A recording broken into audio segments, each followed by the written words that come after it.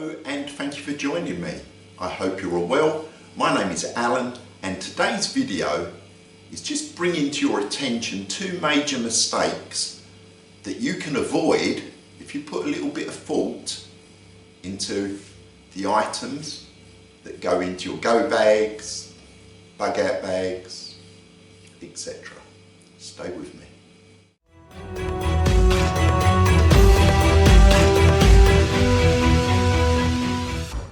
So the first major mistake that a lot of people make, use YouTube, look at go bags, get on bags, Bugout bags, 24-hour bags, 72-hour bags.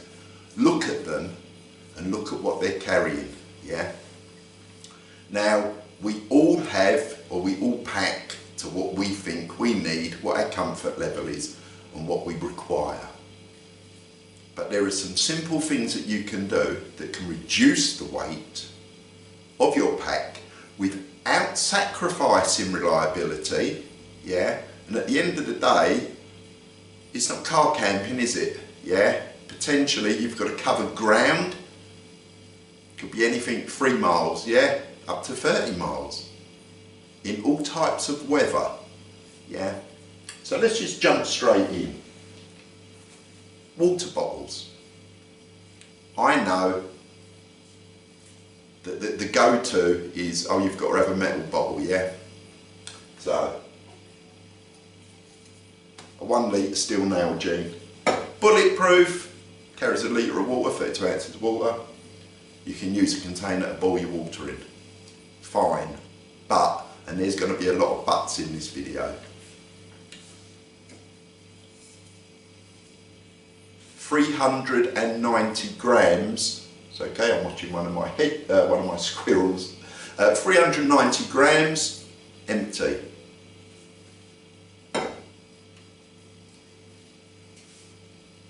Plastic nail jean, pretty much bomb-proof, aren't they? Don't leak. Good bit of kit. In the UK, at least half the price of the stainless steel one. Same thing, a litre, 32 ounces. 177 grams, 390, 177 grams. Water, as we know, 1 litre of water is what, 2.2 pounds, a kilo. Nail jean Oasis, 32 ounce bottle, fits in your canteen cup, 134 grams, so that's even lighter. Collapsible water bottles, this one's for the soya, there's other mates, platypus, sauce. So that holds a litre, it's fairly robust, it's not likely to puncture that easily. 29 grams. 29 grams to hold a litre of water, 390 grams to hold a litre of water. Am I saying that you should just go out and pack these? Not necessarily. But if you're in the habit, and I generally am, that I like to be able to carry 2 litres of water, So I would choose either of these, depends on how I'm going to pack it or what it's going to fit inside here or the space available, because they're obviously quite different sizes. And then also have one of these with water in it. I've now got the capability to carry 2 litres of water for 200 grams in weight for containers, 390 grams just with the capability to carry 1 litre. Now I know what you're saying, but you can boil water in that, blah blah blah. If you're going to use Puritabs and a filter, a dedicated filter, what's wrong with the plastic? Chances are you're going to have a cooking container, aren't you? You're going to have a mug of some description. You can purify water in that, or make it, I won't say purify, but you can make it safe to drink, or safer to drink, by boiling it.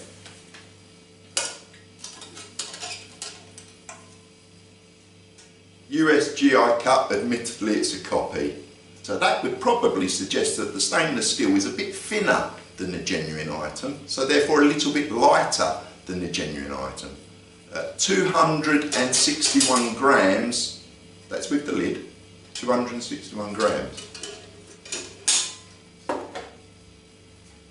The Dutch 44 pattern mug, stainless, much thicker stainless than the GI Cup. With my homemade lid, which is aluminium because it doesn't come with a lid, 276 grams. So, okay, it's only 10 grams in those two, and capacity is not too much different. But titanium with a lid, same sort of capacity as the GI Cup, 114 grams. Yeah. I'm not going to edit that out. So 114 grams. There is another one. It is slightly bigger. In titanium again with the lid, 122 grams. So we're still looking at over 100 grams lighter than the stainless military canteens. And let's face it, these are still pretty much bomb-proof, and they're not that much more expensive, yeah? You can pick these up 20-25 quid.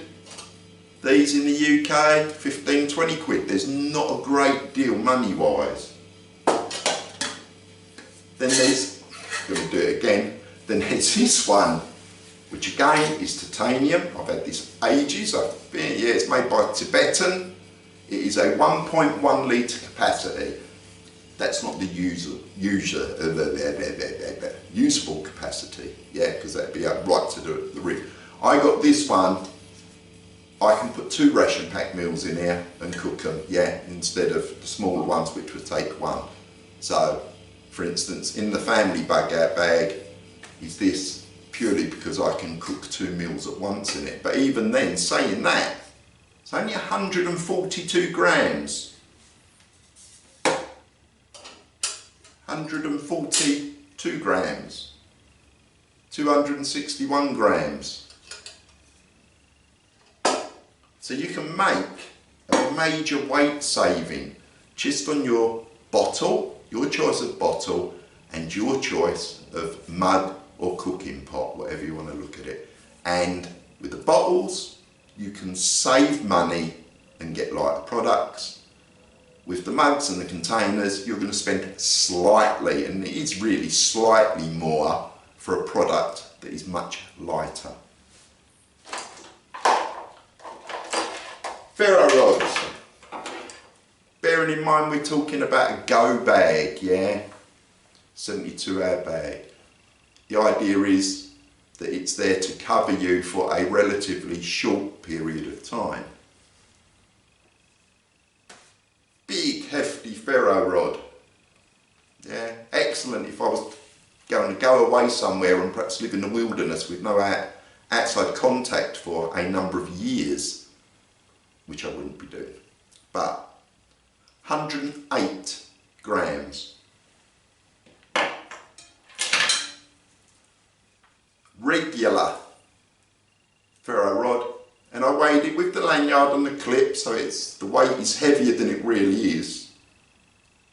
40 grams.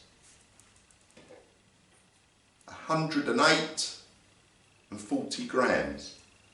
Let's face it, for an emergency kit, providing you don't lose it, but you shouldn't, this potentially will last longer than you will. And then of course you've got this type. This is an Exotac. It is a copy, yeah. So it's a compact, but that comes in at 22 grams. And again, in my opinion, this would be perfectly adequate for a 72-hour kit. That, for a 72-hour kit, in my opinion, is overkill. And there is a massive weight saving just on those 2 items. The other thing to consider with your Bugout bags, etc., you look at video, some people's idea of hygiene kits, yeah, it's as if they're packing to go on holiday for a fortnight in Spain or some hot climate, yeah. Their wash bag, if you like, is massive. They've got everything in it. Do we need to do that for a 72-hour kit? You've got to carry it. They do loads of products, yeah, for holiday makers or for travellers that are exactly the same. So instead of lugging about, for instance, a full-size deodorant, yeah, in a 72-hour kit, the little travel ones, yeah. Ladies, if you really got to do your barnet, your hair, little travel one of hairspray.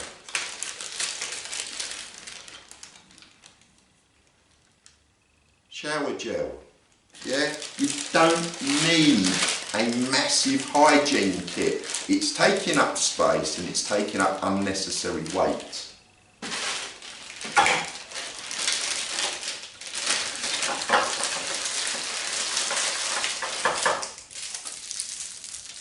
Folding toothbrush and toothpaste, yeah. You don't need to put your electric toothbrush in your 72-hour bag and a full family-sized tube of toothpaste. So just think about it. You've got to carry it. And if you're not used to carrying weight, you're going to struggle. So you want to try and reduce everything that goes into your kit. You want to try and get them, reduce the amount that you're carrying and the weight that you're carrying, but without sacrificing quality. Yeah, and that, for instance, goes on to knives. You can spend absolutely hundreds on your bushcraft knife and everything else, and you can pick up a Mora Companion for less than 15 quid. Yeah, Mora Companion is a reliable tool. All the survival schools, or the majority of the survival schools in the UK, issue them to their students as part of the course deal because they work. Okay, they're not full tang. So you've got to be aware of the limitations of your tools. But I would much, much rather have a Mora Companion than an unbranded survival knife marketed by some of these Chinese websites, Temu and all that sort of stuff. You know, you think you're going to get the dog's danglies for 10 quid. Well, you're crazy, aren't you? It's a bit like tools, yeah? There is a massive difference between a £10 spanner and a £2 spanner, and you will find them when you go to use them. But you have to pay attention to what you've got and have some confidence and practice with it. If you know that the Mora Companion, for instance, is just a rat tail tang, it isn't a full tang, then you're not going to bash hell out of it, are you? Because only stupid people would do that. Yeah? You're not going to use it to try and pry something open, because again, you're just asking for it to break. So you've got to think about it. Yeah, if you're working on your car, do you look after your tools, or do you just chuck them all around the floor and just leave them to go rusty? It's exactly the same with survival equipment.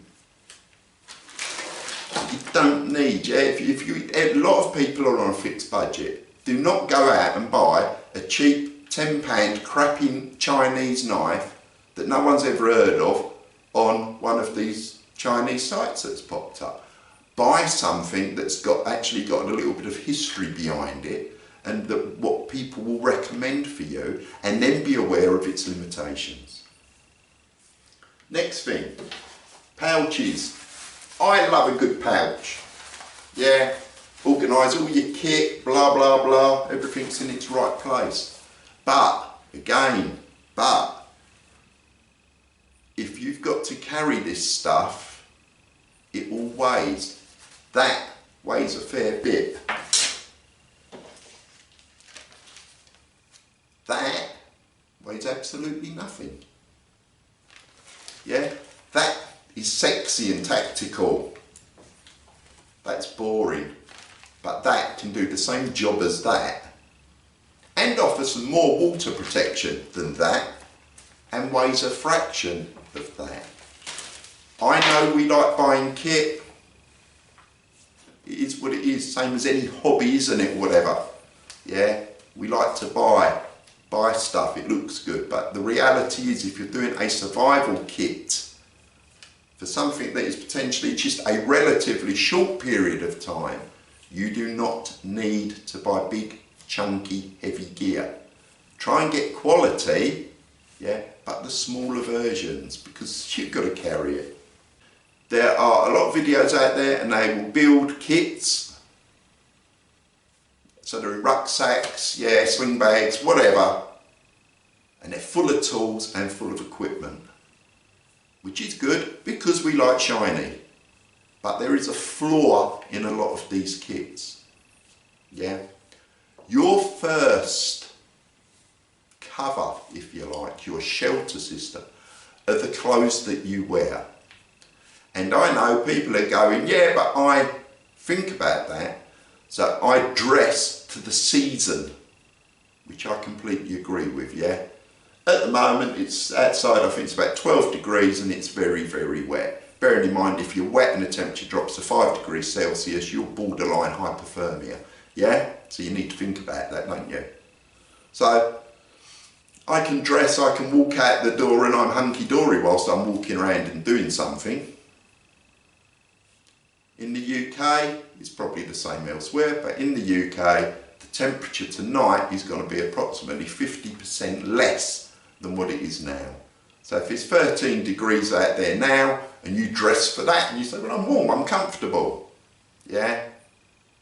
It's only going to be 6 or 7 degrees overnight. And if you're out and it's a survival situation, you can't necessarily build a fire and get a fire going. It could be a get home bag, your go bag, whatever.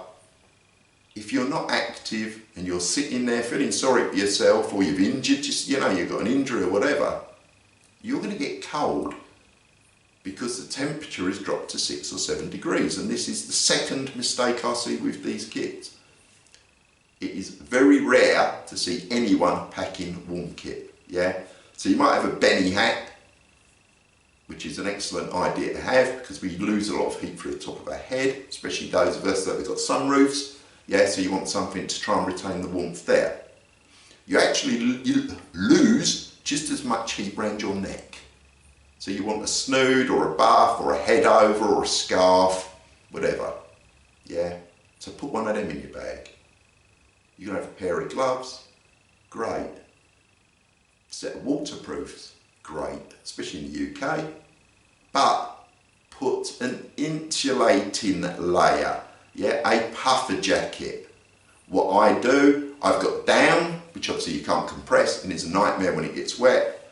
So we look at synthetic. A synthetic puffer jacket, just a 1 or 2 season one, and they're packable. They're synthetic, so they don't mind being compressed for long periods of time, which in an emergency kit is something that's likely to happen.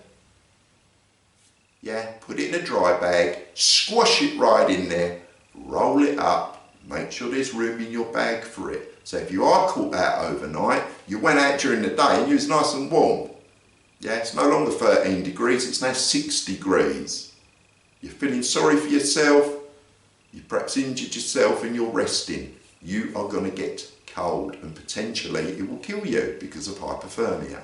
Yeah, so have an insulating item of clothing.